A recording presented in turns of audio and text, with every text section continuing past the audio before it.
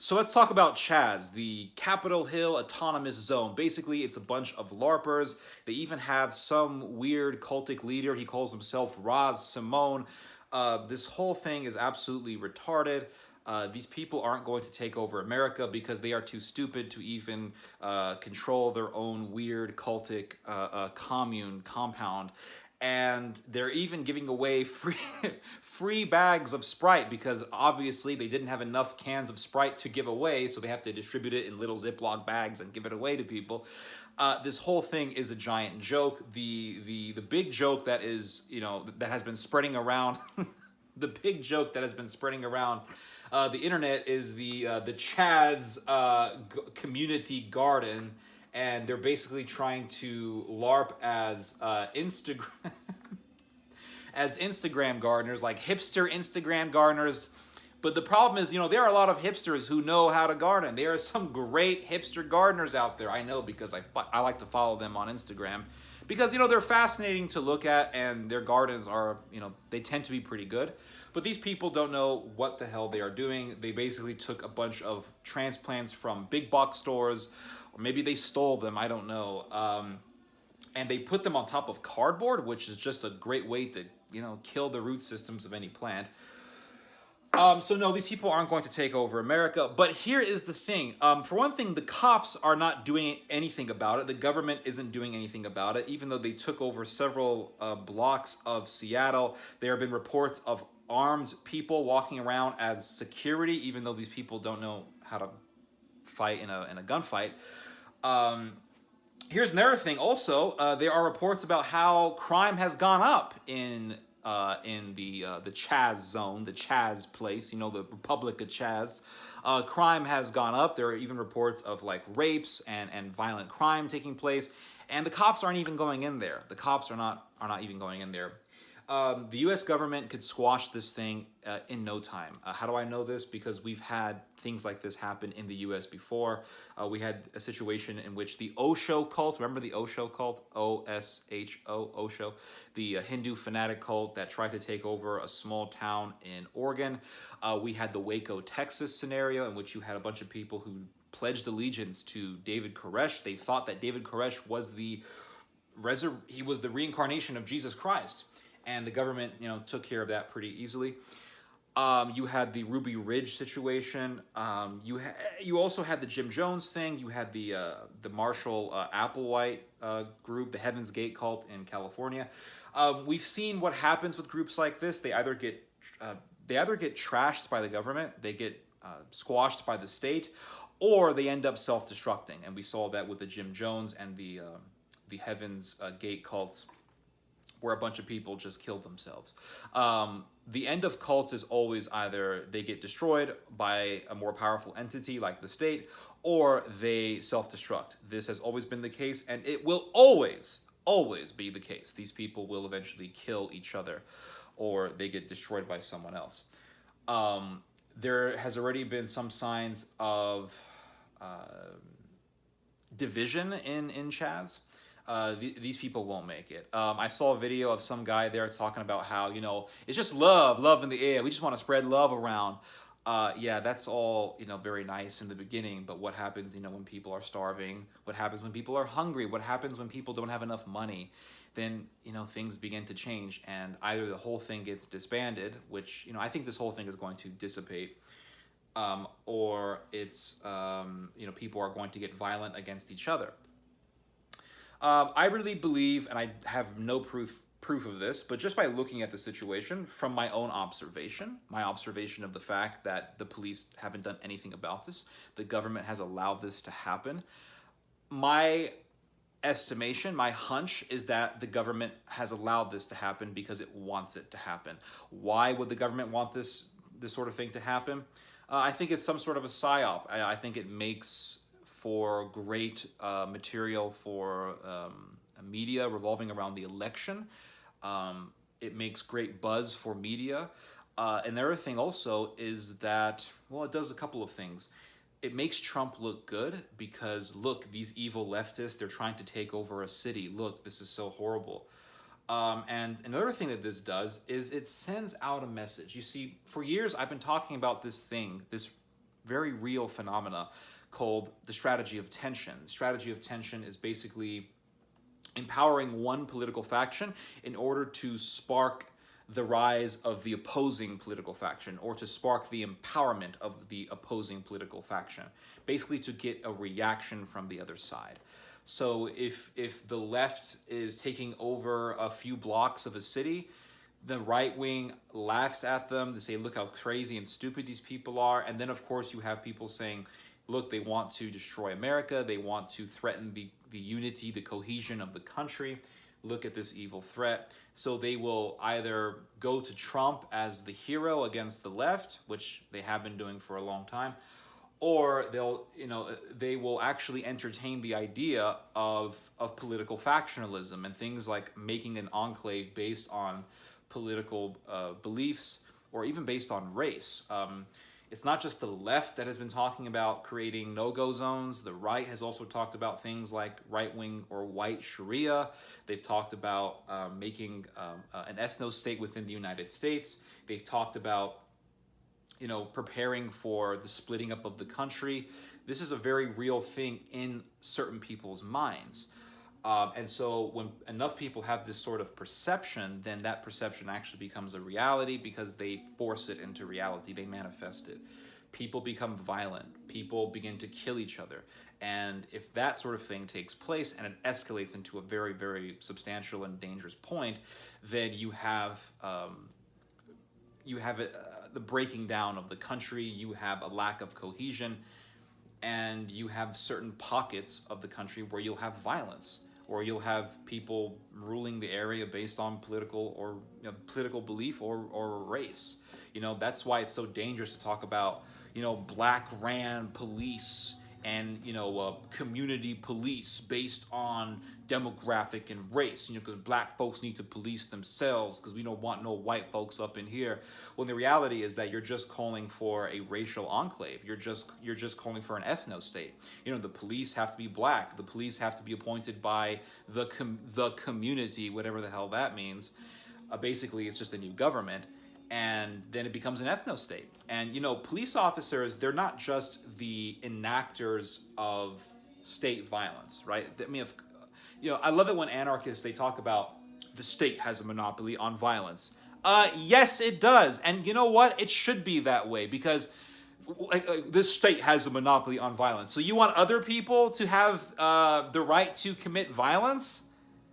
Like, oh, I don't like this guy, I want to shoot him? I mean, what kind of freaking stupidity is that? Like, the state has a monopoly on violence. Yes, there should be one entity that has a monopoly on violence, because that way violence can be done for one thing, it could be done in certain contexts that demand for violence, like, I don't know, revolution, rebellion, murder, rape, robbery, things like that. Yes, violence is necessary in certain contexts, absolutely. But if you have other people who are like, well, we want to make an enclave where we can also enact violence against those people that we don't like, or against people who transgress the laws that we create, well, then if that's the case, then you have fragmentation of the country, and it's extremely dangerous. But police officers are images of the law, right? They represent the law. They are the muscle of the state, essentially. They are the muscle of the law. They enforce the law. That's why they are called law enforcement. So if we have enough people who hate the police, which we have a lot of people who do, if we have enough people saying that all cops are bastards and that police officers are just the enforcers of capitalism and all that BS talk, then we have a lack of cohesion in the country, because the law is what keeps order in the state. Law, be it the law within our own selves, because people, for the most part, I mean, the thing that keeps countries in order more than anything are people voluntarily following the law. People who reject the law, they have to be forced to follow the law in order to keep the cohesion of the society. That's why St. Paul says that the law is not made for the just, but for the unjust, because, well, if you're a decent person, then a cop doesn't have to tell you what to do. But if you have enough people who hate the police, that means you have enough people who hate the law. That means you have enough people who want lawlessness. And so you lack cohesion. This is why hatred for the police and inculcating the idea of hatred against the police are so dangerous. it divides up the country. Jesus Christ warned us about this. He said that because lawlessness shall abound, the hearts of many will grow cold. We are seeing so much of this. For example, we can hear stories about cops being murdered, like what happened in Houston, or like what happened in Alabama or Louisiana not too long after that. Several cops were murdered. We can hear stories like this, and there'll be enough people saying things like, well, all cops are bastards, who cares? It's so scary, what we're seeing. We can hear stories of migrants getting mistreated, and people will say, well, they should have thought about that before entering the country illegally, as if these people, they just want to break into the country just for no reason because they hate America, when the reality is that they're coming here because they want a better life and they're trying to escape violence and poverty. We should have compassion on these people, but this is what's so horrendous, is that both the right and the left are lacking compassion. You have right-wingers saying, basically, who cares about a bunch of elderly people killed by coronavirus? What matters is, I want to watch the NFL or something like that. It's creepy. It's very creepy. This Chaz thing, I think it's going to dissipate eventually, because these idiots, they can't even run a garden. But the scary thing is that it conveys a message. It conveys a message of political factionalism and political fragmentation. There are right-wingers watching what's happening in Chaz saying, we could do better. We could have our own thing going on. It also brings out a message that the left wants disorder, and so right-wingers think that, well, we can help bring order to society. That's why you have people like one percenters. They think that they're going to help bring order if things go down too badly.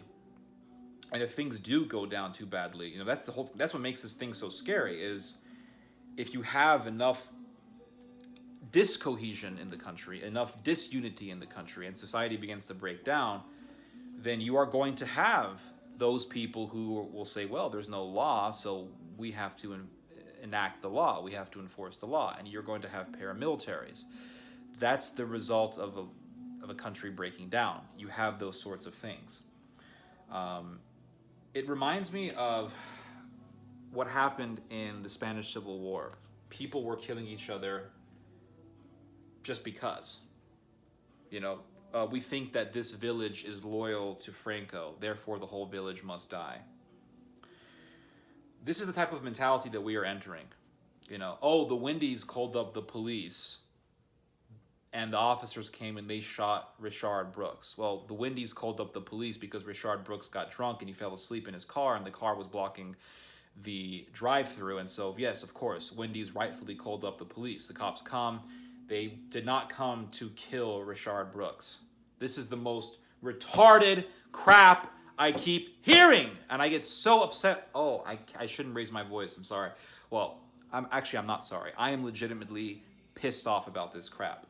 The cops are just hunting down black men. Yeah, we have 9 black people, unarmed black people, fatally shot in 1 year. We have over 800,000 cops in this country. All of a sudden, this is evidence that cops are hunting down black people. And here's another thing. They want to make it out that all cops are evil. All cops are just representatives of this evil, racist system, the infrastructures of systematic oppression and racism. Oh, okay, so all cops are bad because you do have a couple of cops who do bad things. I will acknowledge that. Oh, okay, you know what? All the protesters are bastards. How about that? All the protesters are assholes.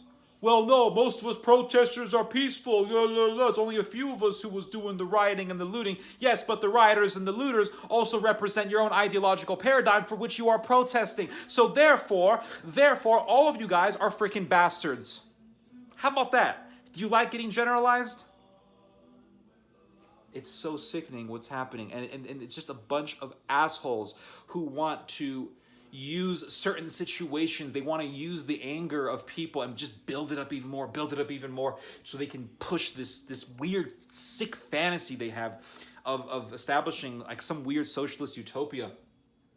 And it's like, if you disagree, like I can talk to a hipster leftist, right? This is what I hate about these types of people. And we can agree on so much. We can agree on immigration. We can agree on the importance of gardening. We can agree on, for example, on the dangers of militarism and nationalism and racism. We can agree on all that stuff.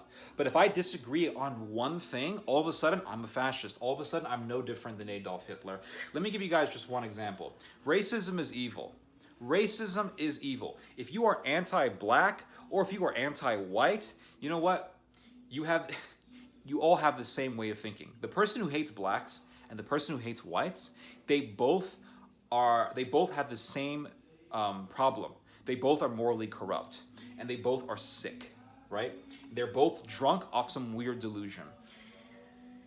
But if you tell some of these people that, if you say, hey, racism is evil, it's a moral problem, they will get mad at you because they hate morality. For example, there's a lady named Karina Newsom, and she recently did a post against Christians who say that racism is a heart issue. In other words, saying racism is a moral issue.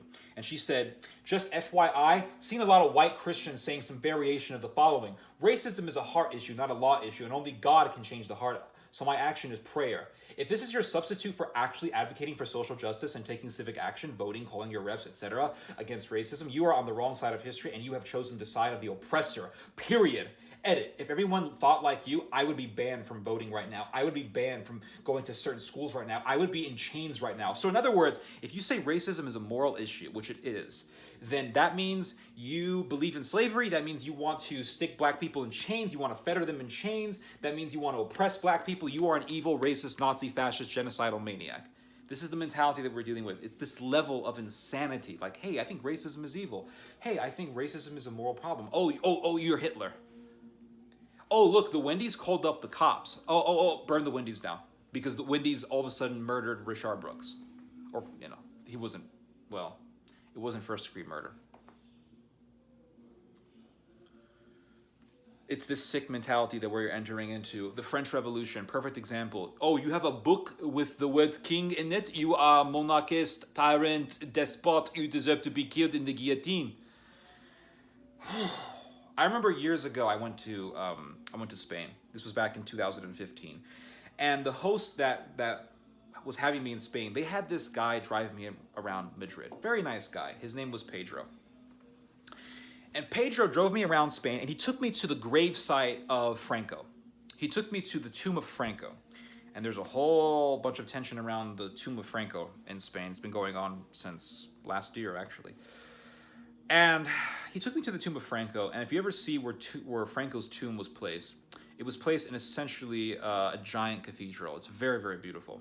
So we saw the tomb, and then we left, and we were driving around. And Pedro started telling me about the Spanish Civil War. And he told me about how his family suffered horrendously in the Spanish Civil War.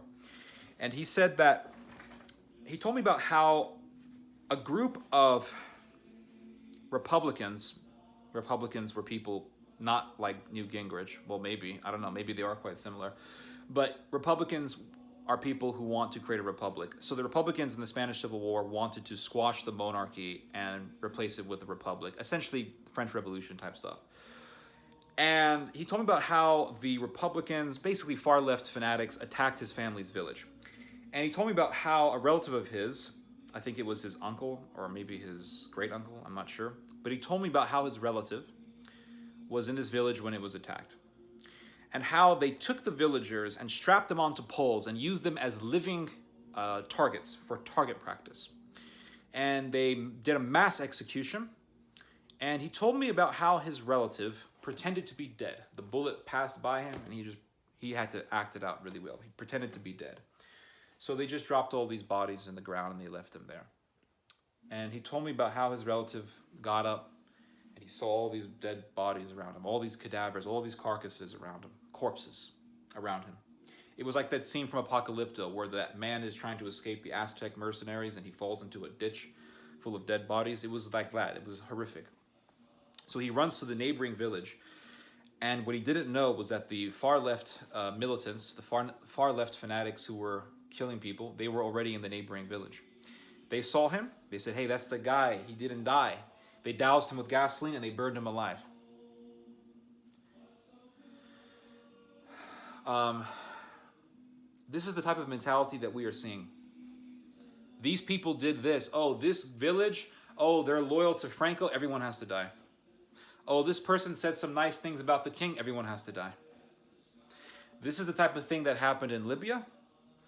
This is because if you think, oh, it can't happen in the West, it's already been happening in the East for a long time, for a while now, actually. It happened in Syria. It happened in Libya. It happened in Egypt. It's been happening in places like India, where Hindu mobs will kill people because they don't like them. This has been going on for quite some time in our own, within recent years. It happened in Ukraine. It's definitely going to happen in the West. This mentality is it's already in the West. It just needs some time to fully implode and fully manifest itself. We see this going on in France with the right-wing rallies, and in Germany also. There was a story I read of some French right-wingers who talked about dirty Jews. Dirty Jews, dirty Jews. They kill... Well, actually, they weren't right-wingers, actually. I think they were lefties. Doesn't matter. They were talking about dirty Jews, how they hate the Jews because of what Israel is doing with the Palestinians. And that's another thing that we need to expect. We need to expect the revival of the phenomena of European anti-Semitism. That's going to revive. It's going to revive itself in a very, very ugly way because of what Israel has been doing with the Palestinians. A lot of Europeans hate Israel. And so eventually it's going to escalate into just downright Jew hatred. It's very, very scary what is taking place. But this is the mentality that we are entering. The mentality that wants to kill people for the fun of it, under some pretext of justice. When they say justice and peace, what they really mean is cruelty and sadism. That's what they really mean. Anyway, I've talked long enough. Hope you guys have enjoyed this message. Hope you guys have learned something. You guys just heard some theology. God bless.